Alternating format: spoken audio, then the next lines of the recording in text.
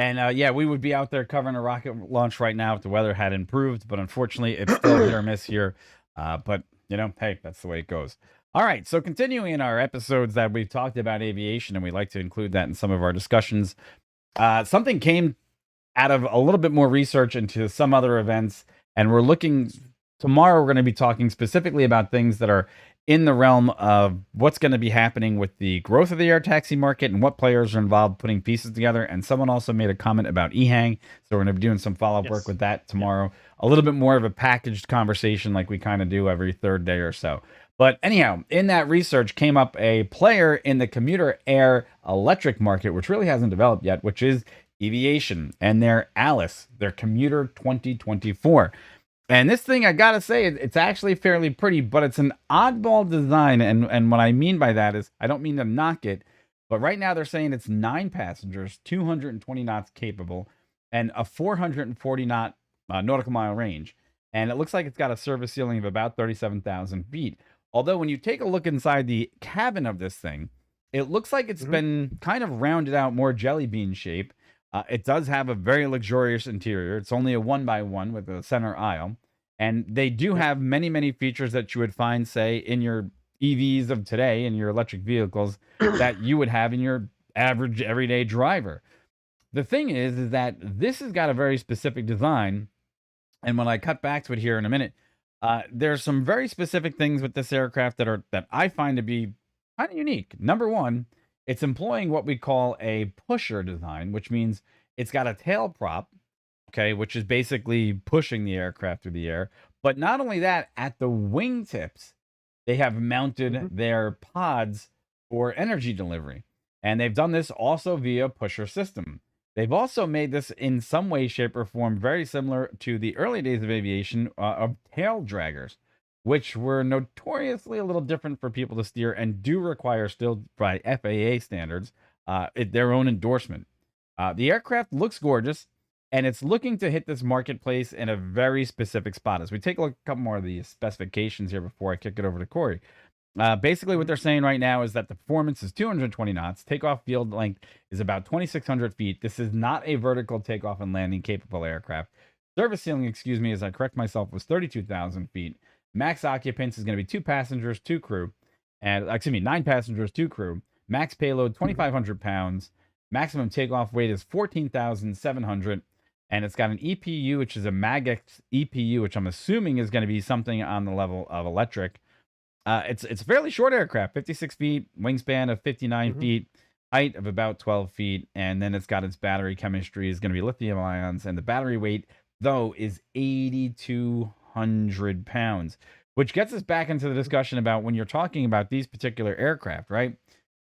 They don't get to shed that weight as they get higher in altitude and burn off more as they're flying. So that's always going to be something that I'm going to be a little bit critical of when we talk about these aircraft. And from there, I'm just going to say, Corey, what do you think their real chances are? Because look, it's a shot. It's, this one's got some pedigree in there that says they could make it. The question is it going to hit the right market and the right target? Yeah, actually, you hit on some of the things I was going to talk about as well. Was just to bring back up again the fact that one of our concerns we spoke about earlier was these longer haul EVs that are more like airplanes but just electrically powered. That was one of our major concerns. It's something that you may not think about when you just get on a plane. If you go to the airport now and you get on a flight that goes a few hundred miles, you get on a small 737, let's say. One of the things you may not just think about is when the plane takes off, it has all that fuel on board. And as it flies, it actually loses weight, and that helps the performance.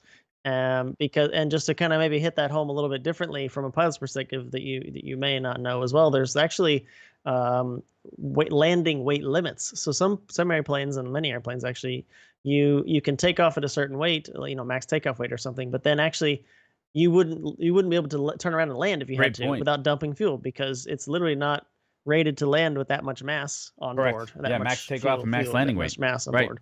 So as we talk about hinted a little bit about performance and obviously weight in there, and Mike hit it right on the head, and that's what I was going to briefly bring up again was, with batteries on board, they use up their battery capacity, but they don't get any lighter. I mean, because it's the battery, it's physically there, just like any other battery in your phone or anything. It's the Right. same. It's just it lost its charge. So that's something that I find a little interesting. I wonder about functional range. And what when we look at these statistics down at the bottom as far as where it should be able to go, how far it should be able to go, and it says, okay, cruising 220, cool, but it says range 440 nautical miles with the 45 IR5 reserve. The IR5 reserve, that's a regulation thing, so no real surprise Right. there. So we're really just kind of looking at the 440 nautical mile range, and I'm really just wondering,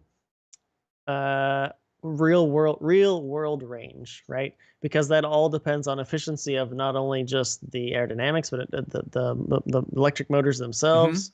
Capacitor, how they can move the electricity around in the vehicle itself. How efficient all that is. I mean, there's many things that go into that, and so I'm just wondering how far they really think it can go. Well, you brought up actually something. I mean, you actually brought up a great point. Yeah, and here's the bigger issue, right? Sometimes in the airlines, you need not only one alternate, but you need two alternates because your first alternate is blocked. 45 minutes would not be able to supply you with two alternates in some cases. All right. And now the other thing is you don't have to worry about engine outs in the same context, but in this particular case, because you have outboard engines, right? And they're counterbalanced for what they say for what they're doing here. They call it the what do they say here on their own website? Let me just bring this up because they said that this is the tip motors are counterbalanced. Counter vortex rotation reduces induced drag. Reducing drag. Okay, tips, so yeah. basically they're counterbalanced, right? So the difference is though, but you only have one tail pusher prop. So depending on which one fails, I wonder how much yaw you're going to have to put back in this thing to correct it. And James had a question: is how does a tail dragger handle differently more from modern jets?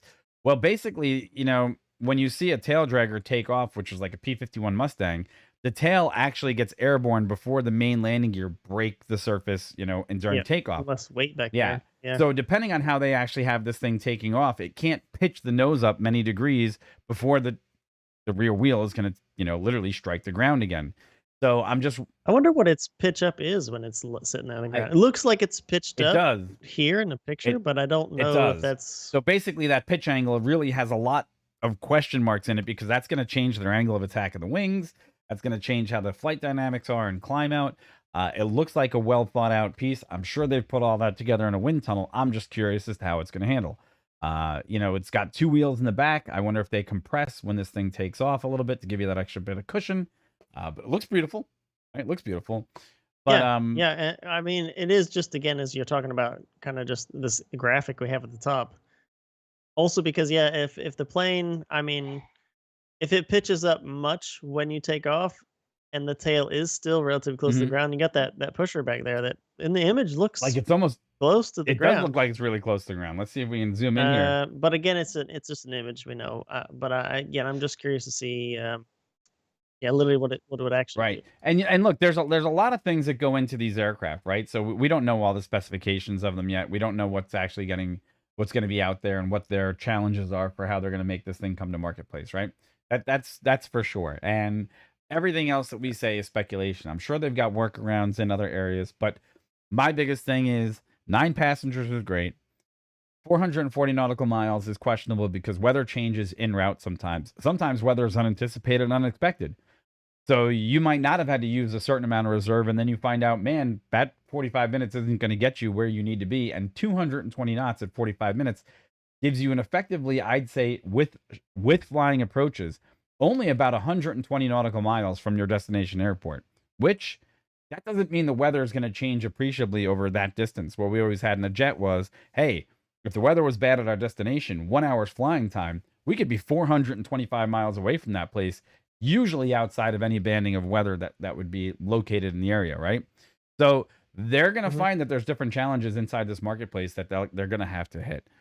And ironically, it's funny to me, this picture, it looks like that's Denver. If I'm not mistaken, that is Denver International Airport because I know that place fondly. Anyhow, so yeah, let's see if they can do it. Like we say with everything, take it with a grain of salt that we want them all to succeed, but we know that there's challenges for everything in the marketplace. They do have a beautiful designed aircraft. The cabin's gorgeous. Let's see if there's a market that can really use a 400 nautical mile aircraft at 220 knots. So Yeah, and I'm wondering, and just lastly on my end, it reminds me of a different pusher that's kind of in Which development one? too, the Solera 500L developed by Uh-oh. Auto Aviation. I don't have the link just up, and I I can got give it. it to Oh, you too. I But got the basically, images. yeah, it's just a pusher, and the thing I guess I'll say about that is that that pusher they have there is petrol. Yes. It's a giant V8 Yep. in there, so um it's the red From engine. I'm trying to remember what they Auto actually call it. Aviation, correct? Yeah. Yeah, Auto Auto Aviation. Aviation. Yeah, yeah. Yeah, yeah, the red A03 liquid cooled V12. But it's basically a 550 horsepower Jet A or biodiesel engine, of Mm-hmm. course. But they're claiming obviously really good laminar flow because of obviously the way It's a the pill. design. Yeah, it's intriguing, but that's another what I'm really getting at that too is looking at the visibility from the cockpit. Look at the again the shape of the Mm-hmm. cockpit. I don't know. You're not going to see a whole lot out the front of that thing when you're coming down to land You at the you floor. don't have. I mean, okay, so I will say Um, this: anybody that's ever flown a Cessna, yeah, it looks like Cessna's got great yeah, visibility, out the front. Or if you're yeah, in a Cherokee, the same thing, right? The window designs are relatively the same. Although when you come in to land a Cessna, you're looking at most of the hmm time, you're looking at pizza pies out the corner of your eyes, trying to figure out how you're actually positioned over the runway and what your height is. So that's why people in hmm Cessnas, they have a tough time in crosswind setting them down. They're a little bit more difficult than people think. So yeah, I get where you're coming from though. I mean, we'll We'll see. see. We'll I'm sure see. that We'll I'm see. sure that's maybe the seats are augmented in a way where you get better visibility. But Trying to remember people will fit in this thing, but don't yeah. know yet. Anyway, yep, Hey, but now that's another one that we have to pay attention to, so we'll probably have to throw that on the list of others. And to mention yep, again, we are going to get into eHang as well for someone that left a comment recently. So hey, yep. like, subscribe, follow. We got more information to bring to you, and we're going to go into finally a last discussion here about something a little Yep. different. But like, subscribe, and follow us, please, and help support the channel because every little bit helps. Yep. So with that, we have